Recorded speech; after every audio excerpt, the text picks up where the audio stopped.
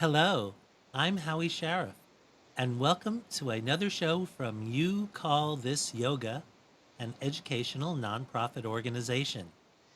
We have a mission to help the physically challenged and underserved improve their life with yoga. As an educational nonprofit, we also produce this show, our internet TV talk show about accessible yoga. Accessible yoga is a concept where all yoga is practicable by anyone if they can breathe. Ignore the man behind the curtain. That's our special guest, Pashupati. He's known me a long time, so to hear me philosophize might just take him off screen. But getting back to our concept, we have Pashupati, a dear friend who has been instrumental in my development as a yoga teacher in Raleigh because of some of his mission work and spirit.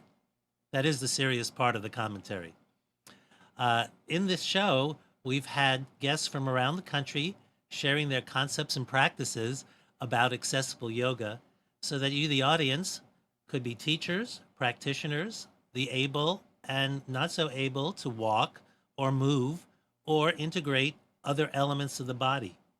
So we've tried to break things down into pearls of wisdom, our commercials, and we welcome you to engage us by calling in at 919-518-9773, Skype, Computers 2K Voice, and also logging in on the chat box on the NissanCommunications.com channel where you are now.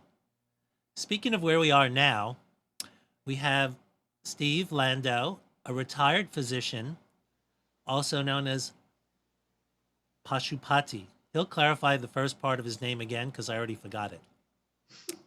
Welcome from Greensboro, Pashupati. Thank you.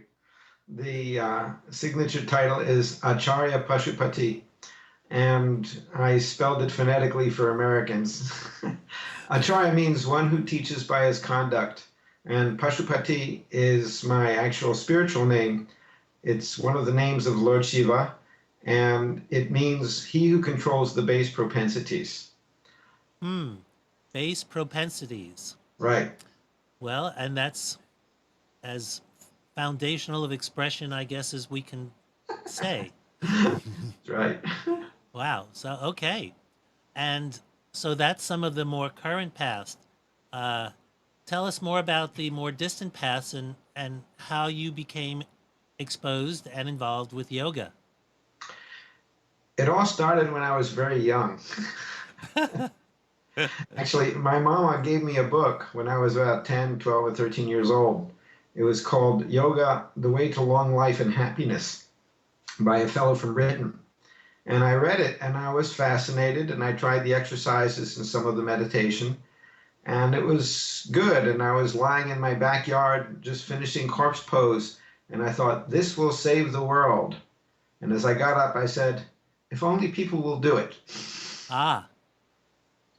Well, there's a history though then, because your mother had some awareness of something. What was her foundation? Her foundation was that of a Holocaust survivor. And she wanted me to be exposed to as many things as possible. So she got me a bunch of science books, mythology things, and she thought I was brilliant. And so she wanted to make sure that I had every possible opportunity to express that. That's wonderful. What a great start considering what she had to negotiate in her own life. Right. And how was your experience as a teen and her in terms of practicing yoga, did that overlap with each other? It certainly did. As a teen, I didn't do any of it. Ah, well, that's a good start. And then when I started doing it in college, she said, "Oh no, what have I done?" And you're a vegetarian? What? You won't be able to make children. Ah, So my three children have also had that concern, but they did manage to get born. so despite vegetarianism, your family seems to be propagating reasonably well. Yes. My son, who was vegetarian, was the co-captain of the national championship NCAA gymnastics team from Berkeley. Hmm. My daughter uh, grew up and became a dancer and singer on and off Broadway. And my son, my other son, became the captain of his soccer team, and they're all marathon runners. Well, So, okay. so And yeah, so they're accomplished, and has the thread of yoga woven into their fabric? it is. It's actually willy nilly against their will. They resist and rebel as much as they can. Ah, well, at least it's good to know where you sit in the family strata. That's right. Ah, so let's get back to the college part. It seems a lot of our guests have been teachers for quite a while and practitioners for quite a while. Parents and college, for me too, seems to be pretty foundational. How did you apply that, if at all, during college and 20s? When I got into college, I didn't know who I was or where I was. It was a very interesting phenomenon. And I found out, yeah, I like the folk singer crowd. And so that really elevated me. And then I started, along with these people, people like Alan Watts, Ram Dass, also known as Richard Alpert, were regularly coming to town. And so I would attend these, and I got into learning about Meher Baba, meeting his people, and experiencing the love from there. Meanwhile, I was having trouble establishing relationships with girls. And so the yoga practices I found out filled the love that I was looking for from women, and I was able to stabilize. And so from there, I started doing the practices quite regularly. Just even talking about it attracted a woman into the picture. That's pretty amazing. Yes. So this is like an astral projection from your past. Actually, in your This lady, her name is Kitsi Bokuk, and she's been, uh, she just came in. I've been helping her out in her yoga path also. She's going back and forth from Duke for a variety of reasons. well, So you can say hi, Kitsi. Hi. Oh hi, God. Kitsy. All right. Well, You're on well, the well. show. Welcome to the show. Good. You could be one of our interactive dial-ins. Uh, I didn't know it was on the show. Good morning. good morning. We'll see who comes in the studio any moment too. I mean, I'm here up on the mountain. Who knows who I'll attract? Uh, so it's pretty fascinating about the concept of yoga as a pathway for emotional, whatever you can describe it as, because it's not my experience. Well, But it's stability and fulfillment. ah Um, for example, I used to have to fill time and be talking constantly to aggrandize myself or to be comfortable with silence. That's no longer the case. I repeat my mantra and I'm listening to people, and I think in terms of time as an opportunity to render service rather than as an opportunity to fill my world with other things. mm-hmm.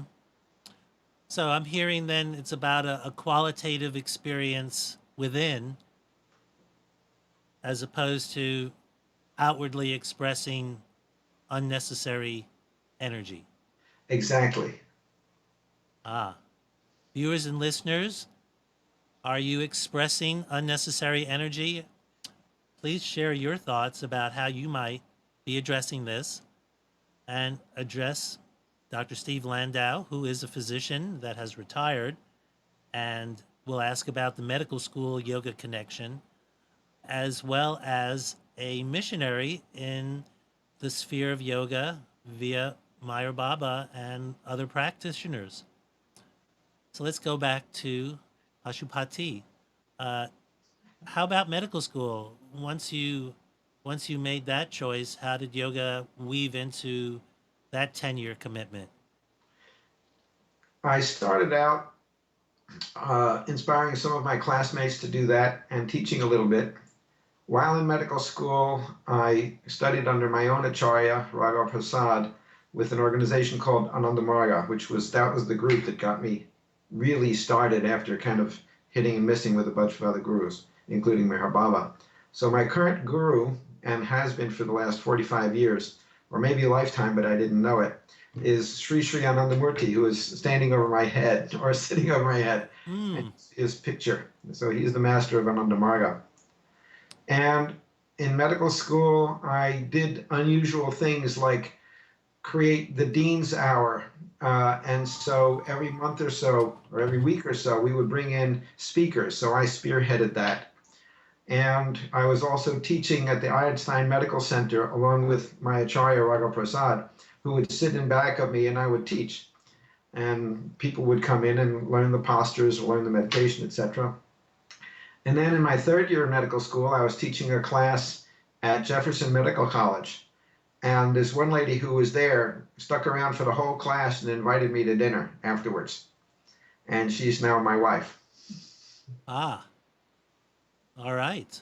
I guess you had something appealing to share. I guess so. And likewise. That's wonderful.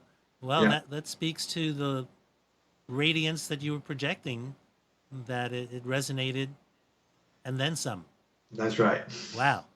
Well, speaking of resonating and then some, viewers and listeners, let's prepare for our first pearl of wisdom by Pashupati and learn about some of his ways to ground at a special setting that he'll describe in a little bit more after the pearl. Thank you, Amnon.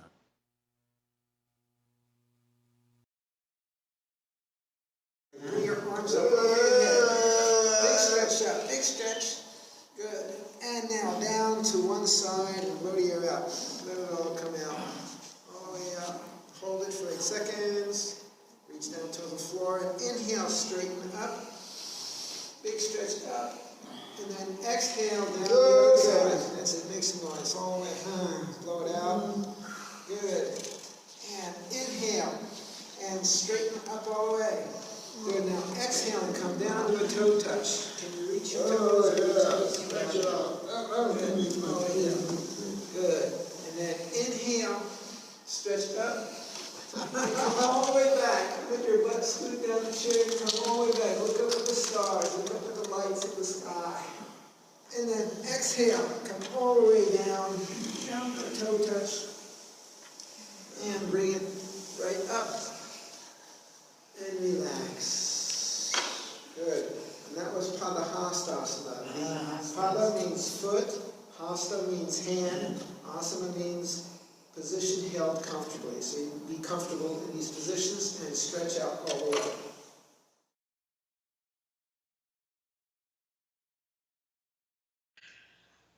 Ah, viewers, have you considered your extension?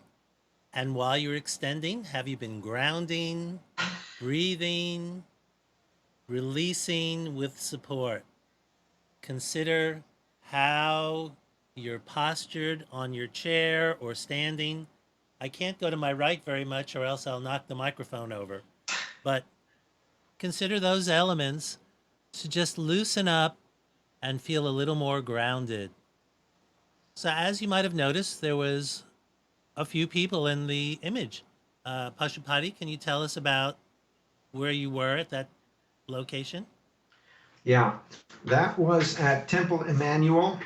It's a synagogue in Greensboro, and they host a group of people with called adult cultural enrichment or something similar called ACE.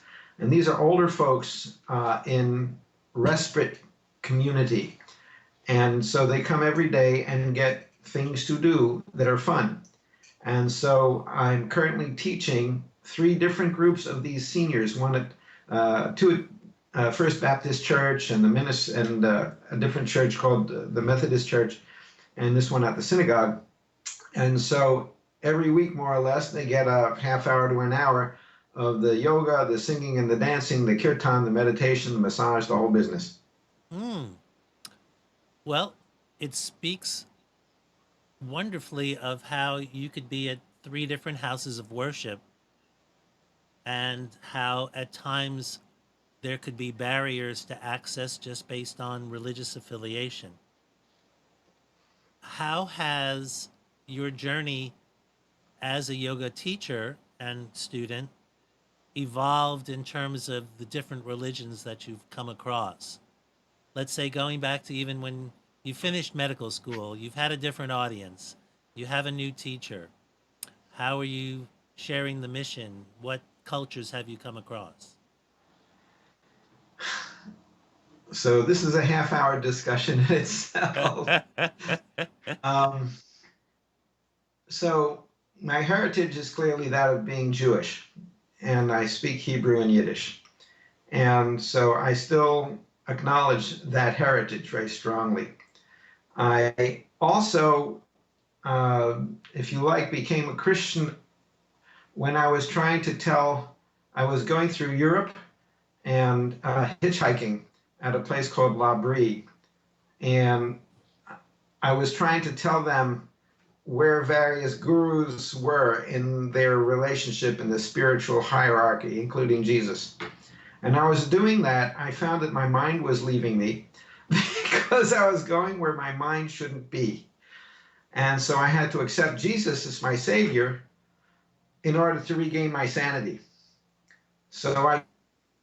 And then they all prayed for me because the next day I was still doing my meditation and yoga, which freaked out all the Christians. So they started praying for me harder. And then the next day, one of the older people there, one of the leaders of the community, got into a car crash and was calling for help by telephone. And none of the other guys there woke up except me. So I could take the phone call and handle the situation. And then they realized, oh, I'm not so bad after all, and the devil really isn't in me. So that was one of the approaches. And I also got baptized by one of my patients when, again, sometime later, I got into a hubris state. So by being humble, I have accepted these other religious things, and so I can go to a church or a synagogue or whatever, because the yoga practice actually supersedes all of the religions. It's actually, I like to think of it as the science, or tantra is the science that underlies all of the other religions. So when you do a religious practice that works and makes you feel something, you're operating on certain principles that are established in yoga and tantra. Mm-hmm. Well, that's a tremendous paradigm shift for probably many, or for some, possibly not. So that's fascinating because the practice is facilitating anyone to reach their divine. Exactly. Amnon has a message. Stephen, Yeah. you need to move your camera again so you get up in the shot. I mean, we're seeing way too much of the Baba. Keep going more. Okay, Yeah. okay, that's good. Good. Yeah. It's well centered on your crown. Very good. Thank you. All right, where were we? We had talked about The paradigm. Sorry. Right, just the paradigm of where in the strata is religion versus how are we living in the world and expressing the religion. As you say, your name goes by of action, if I'm remembering correctly. Yes. It was viewed by action. It's also interesting when people have other Sanskrit names that have other descriptions in there, such as we've had Lakshmi, who is about abundance. And abundance doesn't always have to be material abundance. but it could be an abundance of heart. But it's not always clear when we put a single word to describe a name or an intention or something to simplify it. So you've gone through all these transitions that may seem dramatic, but for you seem pretty fluid because they've helped you to develop who you are in these paths. And you referred to a patient baptizing you. Could you share a little bit more about your medical practice and how yoga and medicine wove together? In my medical practice, I would commonly teach people meditation who had anxiety or depression problems or something like that, and that would help them out. So I could do that in the office in 5 minutes, and then they would come back and express that. And I would have classes in meditation and the asanas after the office hours were closed. And I would share that with people in the community at various times. In addition, the dietary approach, the vegetarian approach would help people get healthier, those who would follow it. And the yoga practices over the last 15, 20, 50 years have been well documented to be quite scientific. And now it was my dream many years ago, because I've been doing this for like 45, 50 years, that it would become mainstream, and now it is. And I was, so I didn't go to a variety of other new age things, which I also am familiar with, like homeopathy and chiropractic and etc. That may or may not be considered new age, but I've been trained in those as well. And so now everybody's doing it, and doctors are realizing, because there's such a plethora, such a vast number of scientific studies that are showing the benefits of all of these practices. So I've managed to stay within mainstream medicine, even while doing these things that were fringy. Mm-hmm. Mm-hmm. Yeah, they're tied together. It's just, what are we calling it, when and where? And you're practicing Ayurvedic principles, which is medicine. It just wasn't clearly Western medicine. Well, understand, I am doing Ayurvedic principles to some extent. I'm actually not trained in Ayurveda, which Right. is the tree dosha. I'm actually a board certified family practitioner and pushed a lot of pills. When I could, I would have people do these practices so that they would improve their health and their well-being.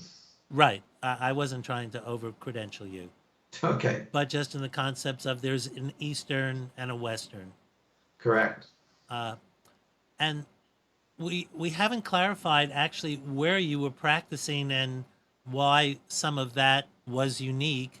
And from your medical practice, how did you get exposed to the prison system? Brief CV. I did 2 years of surgery training in Denver at St. Joseph's Hospital, followed by 2 years of biomedical engineering at Albany Medical College, where I did dog studies on physiology and biomedical engineering, and creating instruments to detect oxygen consumption. And then somebody put on my desk an ad from the National College of Naturopathic Medicine in Oregon. And so I went out there and taught clinical diagnosis, minor surgery, and I learned about naturopathy, chiropractic, and homeopathy. Did that for 5 years. And I realized I was not good enough as a medical doctor, so I went back into residency in Long Island at South Nassau Communities Hospital. Then I did some emergency room work, and by that time I figured out that really I belonged in doing family practice. And so I did that in Johnston County for 29 years, which is a place in North Carolina. And I wrote a book called Fine as Frog's Hair on the things that people would tell me that were so funny that I didn't understand the words, because they had a dialect in Johnston County that nobody trained me for in Philadelphia. Mm. And for our viewers and listeners, Johnson County is a non-urban county just south of Wake County, where Raleigh, our base, is. So Pashupati was in the Raleigh Research Triangle area, now in Greensboro, enjoying the fruits of grandparenthood and sharing his love in the community. That's right. Well put. Uh, Part of his love is sharing at these centers that are respite care focused students. Let's go back to the classroom at the center where he was just shown and learn a little bit more self care. So, free your hands up and get ready for a little self love.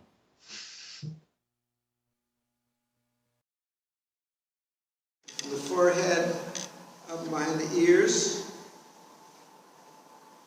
and the face and the nose. That's it. And under the jaw,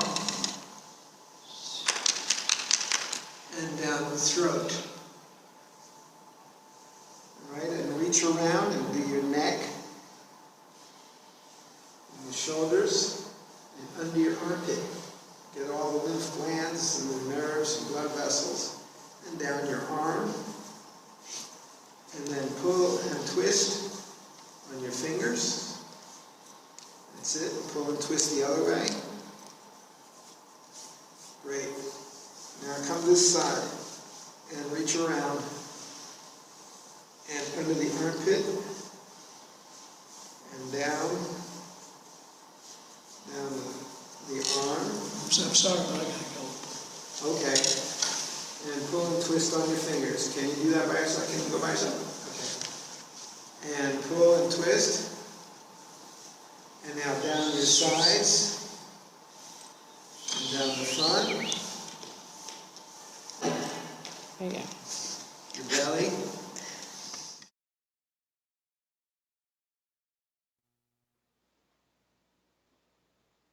We had to stop at the belly. It was getting a little racy after that. But they were sure happy students, we could tell you that. One They, was so happy he just had to get up and go. somebody, the lady who was taking the picture got distracted by somebody who was having some problem out. There's a second half, but it actually goes all the way down to your feet. Well, that's true, but we're trying to make this accessible, not X-rated yoga. They were breathing and smiling, and thank you for that lovely demonstration of self-massage. So, viewers and listeners, feel free to keep rubbing and enjoying the show. Just remember to breathe and sit up, and we'll be sharing other pearls of wisdom and self-exploration. Absolutely. Now we talked about private. We talked about private practice and some of the pearls that the local community shared in rural North Carolina, and we'll get to the shameless self-promotion in just a moment.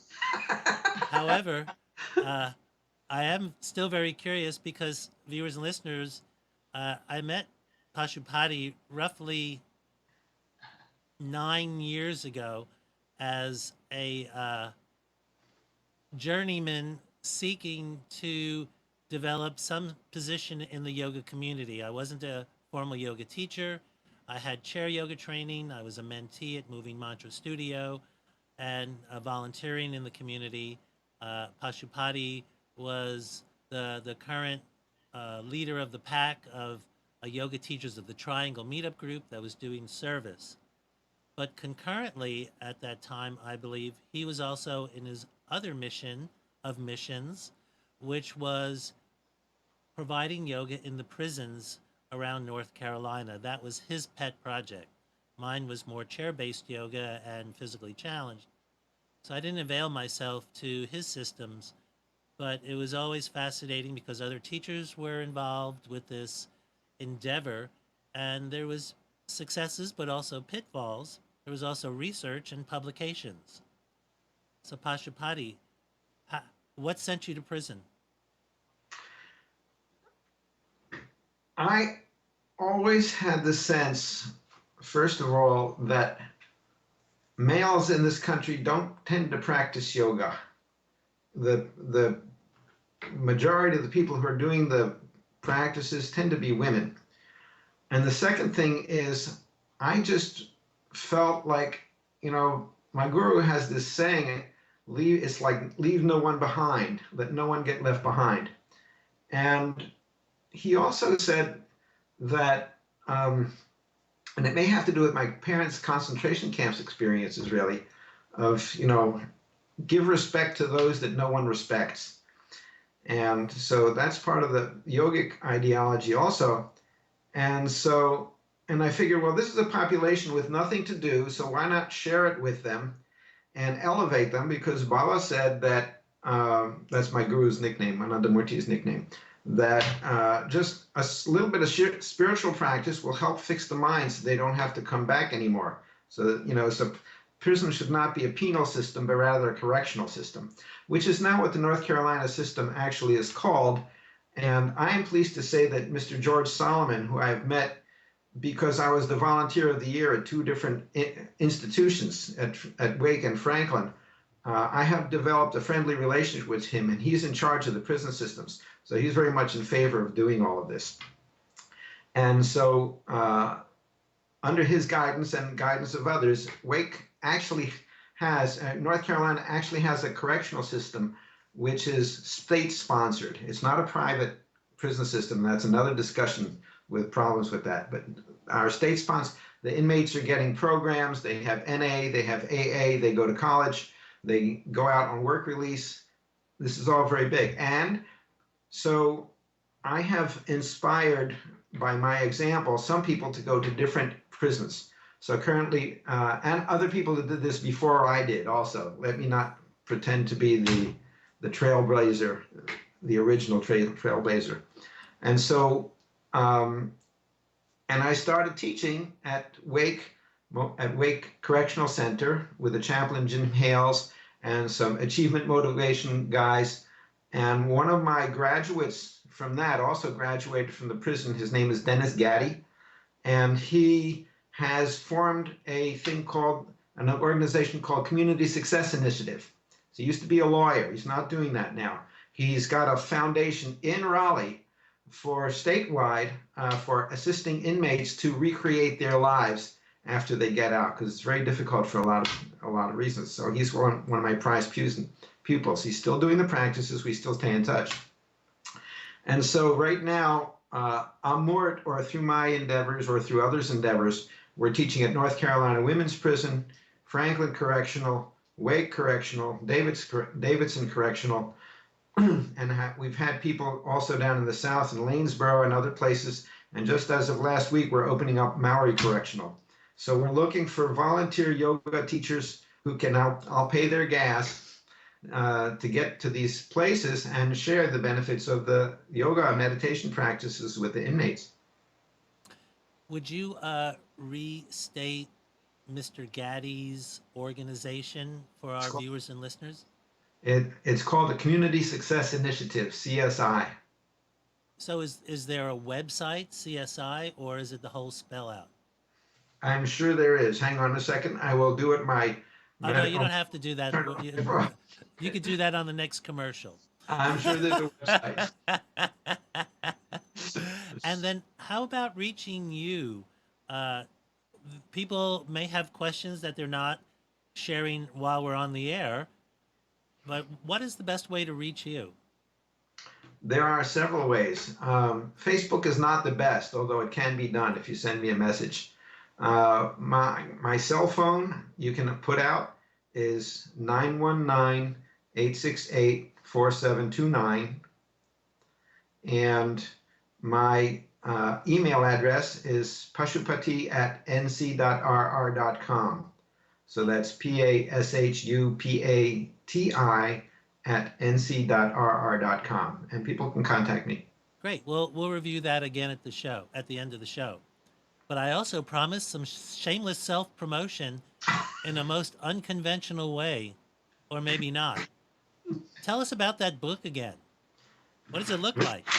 This is fine as frog's hair. Wow. And how's that frog looking over there? He's being spit on by a guy who's been chewing tobacco. Oh, okay. Chew tobacco spit. Great. Yeah, right.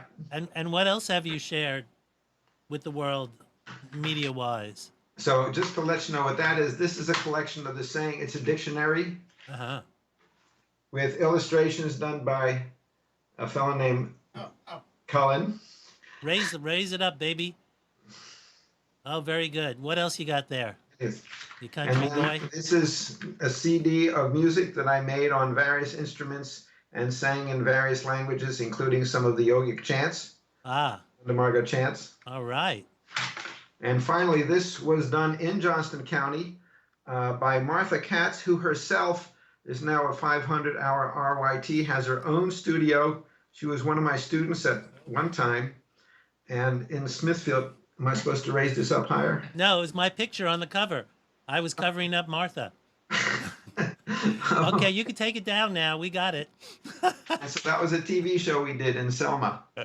And so for people who want to have some home yoga, that's my DVD contribution. That's Selma, North Carolina. Correct. Okay. We're Right. marching. Wonderful. Well, thank you for sharing that. People can find that by reaching out to you at pashupati@ncrr.com. nc.rr.com. Right. Can't even remember that. One thing I can remember is that Yoga Fest Raleigh is coming up very soon. And that's part of our organization's intention to raise funds and awareness about our programs in Southeast Raleigh for youth, teens, seniors, and those that are uninsured and working. Let's view our sponsor spot now about Yoga Fest Raleigh and learn a little bit more about what's coming up the week after next.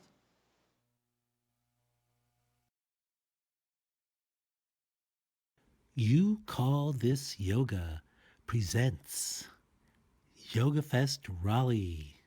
Join us each Saturday in June for morning yoga classes in cool and fun locations. Vendors and activities may be on site too. Here is Alliance Medical Ministry in Southeast Raleigh, our location for June 10th.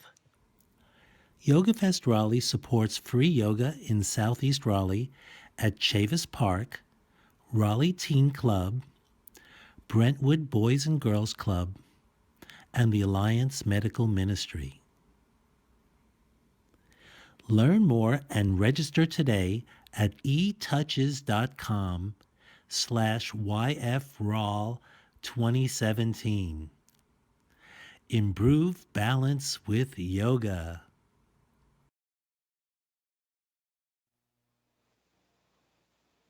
Lorraine, our mascot chicken, says, come on up and improve your balance with yoga.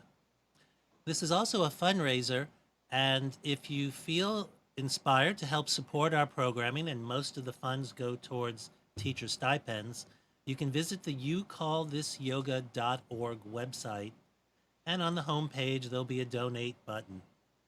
We also have scholarships for some of these paid classes that are provided by donors, hopefully like yourself. Please reach out to us and even plan to attend. June 10th, we have Barbara Vosk teaching at Alliance Medical Ministry. More to follow. But now, back to Pashupati and his foray into the prison system. And could you share a little more about research and what you found from your experiences and surveys? First, let me compliment Howie to our viewers and listeners.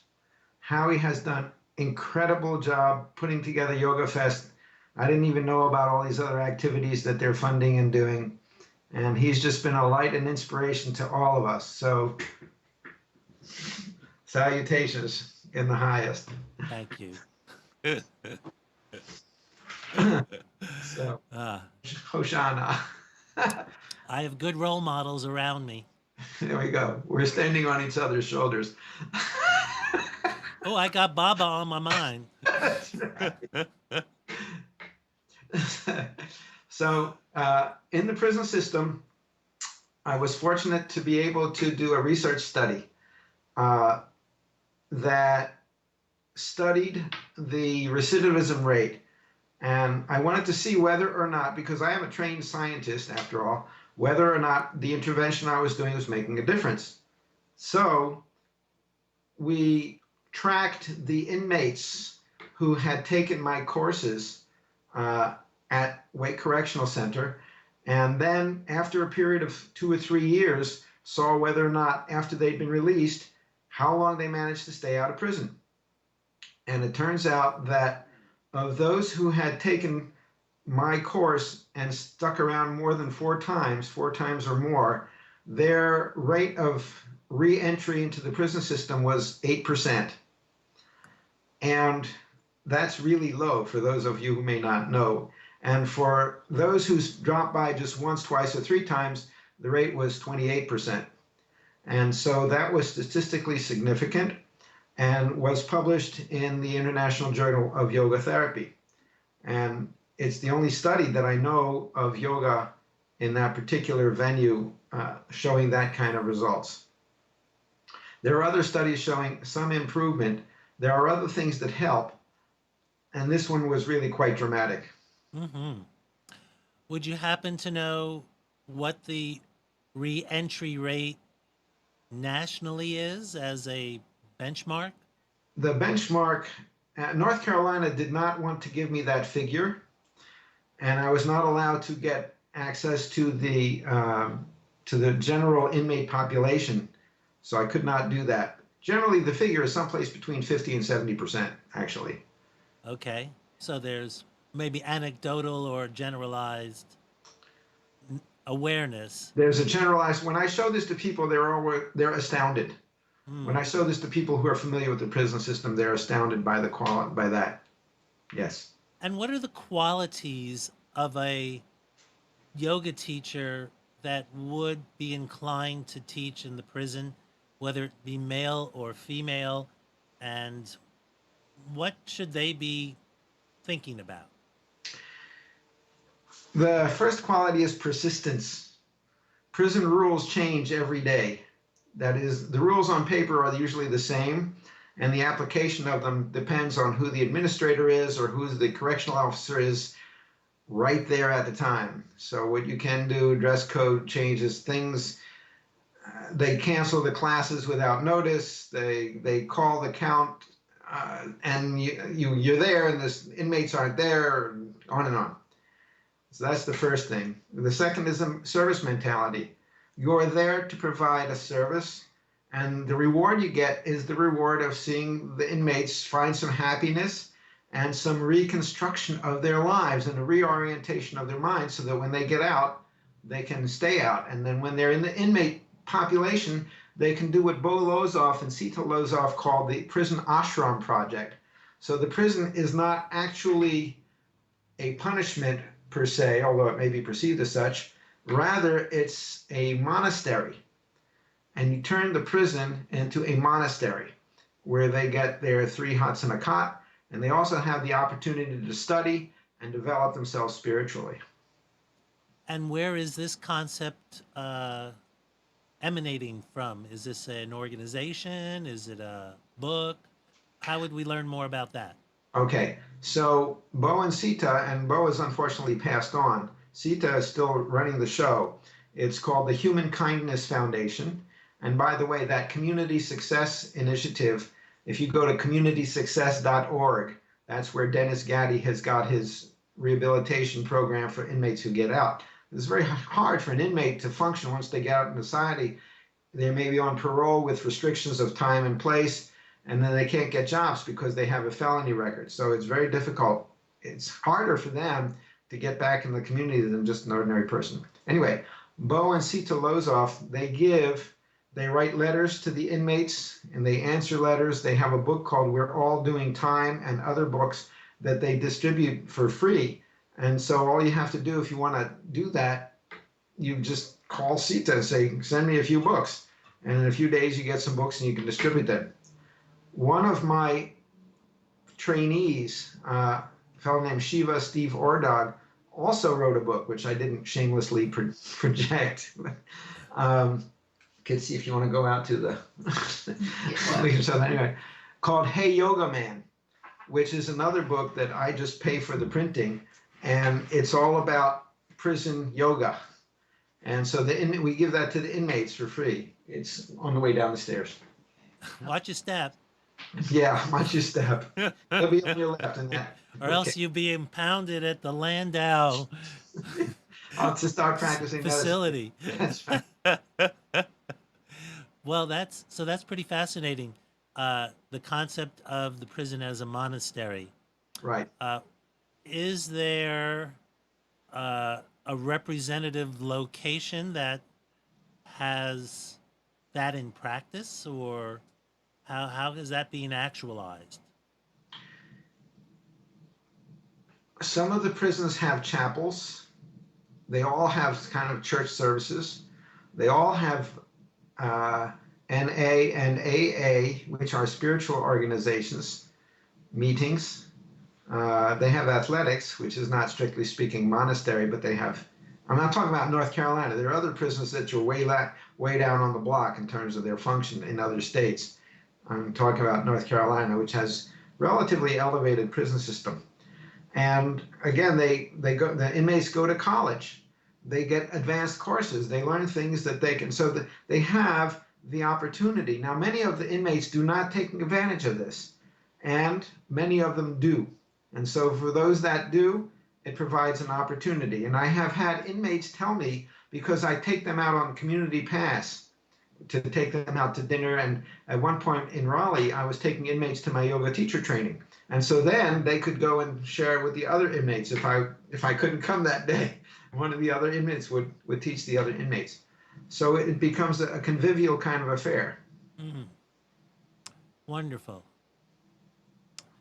When I first met you and we had these yoga teachers of the Triangle get-togethers, you were one of the first people who consistently brought a musical instrument to the experience, creating a different sense of community and participation. We'll share your next pearl about kirtan, and then after that, if you'll explain if chanting and kirtan and other vibrational elements are present in the prison. So viewers and listeners, consider this other experience of how music that we had last week with the gong can also create a sense of community.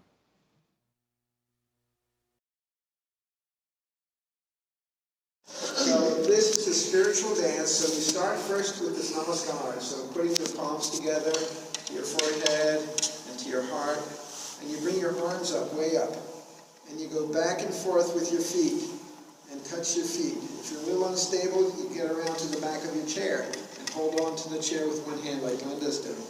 Okay? And bend the knees. And we'll sing this mantra, Baba Nam Kevalam, means only the name of the beloved, or love is all there is. So here we go. Did I get it, my flat pick?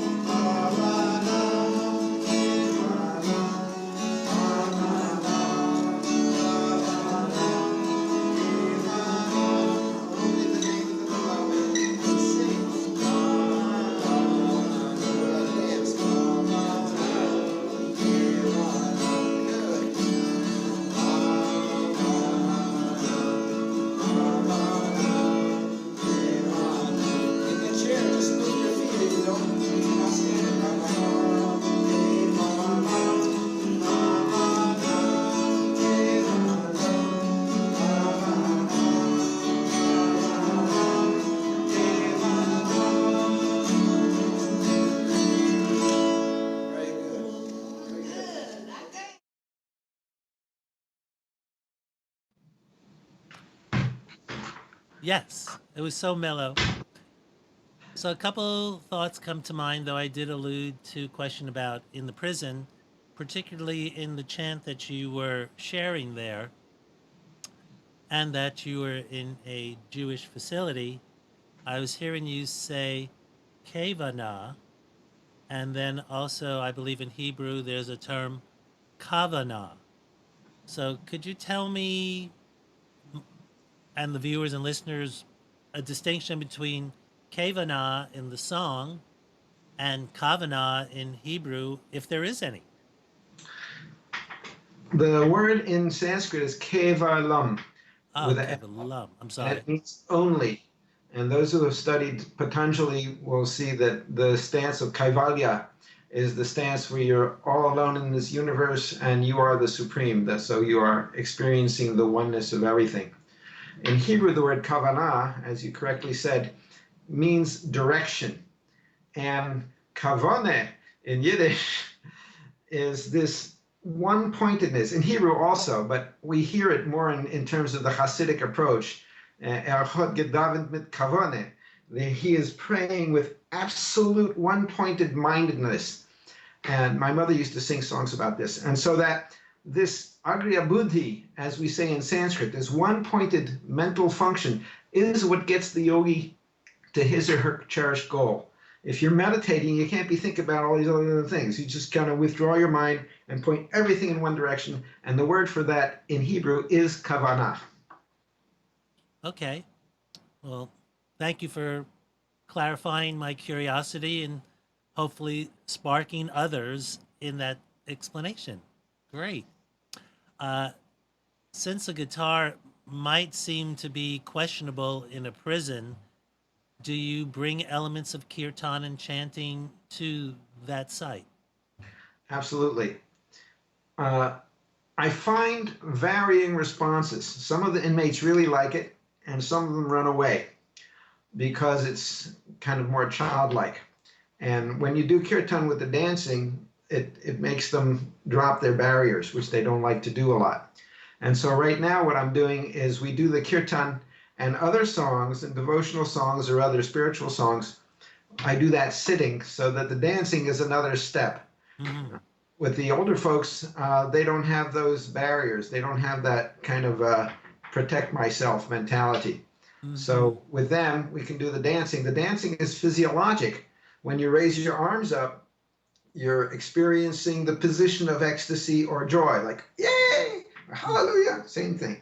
And Mm-hmm. moving the feet back and forth is a folk dance. People do that automatically. And when touching the toes is the reflexological point for the higher centers. So physiology, the dance is there. For the inmates, it's a little bit too strong. So I backed off and we're just doing the kirtan sitting, and they like that. Mm-hmm. And it's an interesting experience. I can imagine invulnerability to be singing in a space like that where other inmates may be present. It's a very sacred space, I should Yeah, imagine. it creates the sacred space. That's right. Now, in the prison, we always have a dedicated space, either a cafeteria or an educational module or a chapel or a gym. So there's always a dedicated space where those who are not participating are out someplace else. So it becomes a private room where the inmates do share some of what their experiences are with the other inmates. And that becomes interesting. So sometimes we talk about their personal issues. Hmm. So it is a little bit of a sangha in that they Yeah, could share. correct. So for yoga teachers, besides passion, commitment, resilience, uh, who besides yourself are considered leaders in providing yoga in the prisons, and how might they seek further inspiration? James Fox has a prison yoga project. He's out from California, and he's been helpful in directing people my way, and I've tried to help him by directing people his way. There's a lady in New York named Annika Lucas who was a sex slave when she was young, and she has created she got the Amurt Prison Yoga Prize of $1,000 a couple of years ago for starting 10 different programs within the space of a year Wow. in Rikers and elsewhere. Locally in Raleigh, of course, Dennis Gaddy is for the graduates. Robin Kuhlberg is working at 2 different prisons. Jim Ray is also doing it. He works in, he teaches in one prison, and he's got his own little community yoga thing in Cary in the Sunday mornings.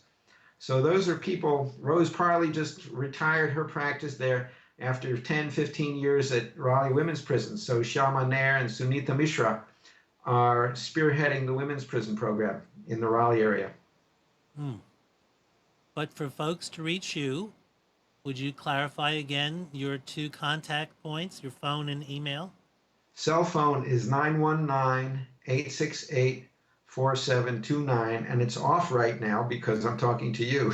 But it's in the vault. And the email is pashupati@nc.rr.com, and Pashupati is spelled Pashupati at nc.rr.com. Well, you mentioned that your children seem to have a slight resistance to the practice of yoga, but how have you integrated yoga to the subsequent generations, whether they're in your family or in the world? Okay, good question. So actually, all of my children are doing some degree of yoga in one way or another. For instance, Joshua is vegetarian, and he teaches, he has an exercise program that he teaches his staff, and he's been doing that for many years. He may have just about stopped, but now he teaches them, after that program, he teaches them a bunch of asanas. My daughter, Leah, is a full-on yoga teacher and Juice Plus distributor, and she is teaching people. So she is at 200 hour, and she's going for her 500 hour right now, her certification. So she's doing it in spite of everything that I've tried to make her do. She's actually doing it. Of course, she's not doing the Ananda Marga style. She has to do her own style. Oh, yes. You know, God forbid. She's And my son Seth, he does the asanas on a regular basis and sometimes does the meditation. So, you know, they're doing whatever pieces apply to their own lives. So that's the first piece. Now, in terms of the grandchildren, my 2 grandchildren who are in London, they have done kirtan with me. We haven't done much of the asana practice with them, but they know about, you know, they have learned the calming effects of doing that Bhavanam Kevalam Kirtan. My other grandchild, who is just turned 4, he is in the, we didn't mention, but I teach a class every week for the 2, 3, and 4-year-olds at Temple Emmanuel. And so this is a non-sectarian class. Temple Emmanuel is a Reform synagogue. And so they actually have a preschool where kids of different colors and different nationalities, different religions are there. And so I teach the kids asanas and meditation, and we actually get them to sit down and do the meditation and also the kirtan. So they sing Bhavanam Kevalam Kirtan. And instead of having them do Bhavanam Kevalam as their meditation, I go, and when they're sitting quiet, I do Shema Yisrael, Adonai Eloheinu, Adonai Echad. Hear, O Israel, the Lord our God, the Lord is one. And so we use that as their meditation mantra. Because when they get out into the synagogue, because they do, some of them go to the religious school or they go to the synagogue, then they use that, which Jews have from time immemorial been using as their meditation mantra. Mm-hmm. Can appreciate that concept. That's the daily mantra several times a day. Right. As in several religions, the acknowledgement of where we really are in space, which is pretty tiny. Well, amen.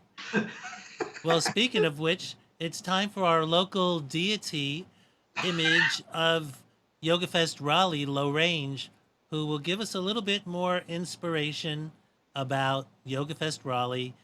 Yoga can create and foster better balance in your life in many ways.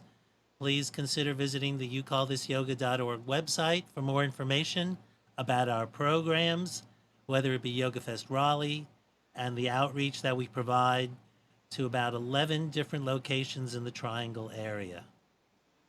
We'll flip back to our human elements on the show where I'd like to thank Pashupati for sharing his journey, perspectives, and passion about yoga and spirituality. It's been a joy knowing you for quite a long time and to schmooze with you on the show. Thank you, Howie. It's my pleasure, really. Thank you. You're welcome. Viewers and listeners, next week we have Amanda and Sarah, who are the producers of Asheville Yoga Fest. They're the new directors. It's taken on a different format, and there is accessible yoga elements within that. Also, the fact that it's a festival means it's outdoors in different locations, creating access for many different people. So let's view in next week at this 10 o'clock time to learn more about Asheville Yoga Fest. Our shows are recorded, and you can catch them on the Nissan Communications On Demand channel. I look forward to seeing you soon. Namaste.